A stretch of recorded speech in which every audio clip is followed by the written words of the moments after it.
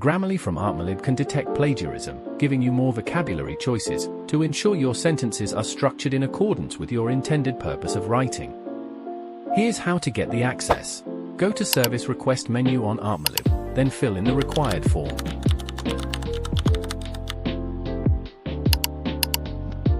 For the category Permintaan, make sure you choose IT Services, Educational Application Access. Include your Atmajaya email address in the ticket message. Your Atmajaya email address will be registered in Grammarly. Our staff will inform you through the Help Center Atmajaya ticket. Click the link to read the details.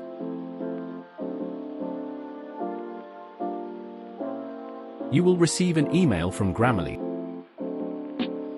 Click the Accept Invitation button. Fill in the sign-up requirements info. Use your registered Atmajaya email address. Then verify your email address. Finally, click the Join Your Schools button. Congratulations, your Grammarly account has been created. Download the apps or browser extensions to access more features. Your account can be used in 5 other devices. However, please note that each account is limited to 1 user only. Atmalib may close any account with proven violations. Let's level up your writing with Grammarly from Atmalib.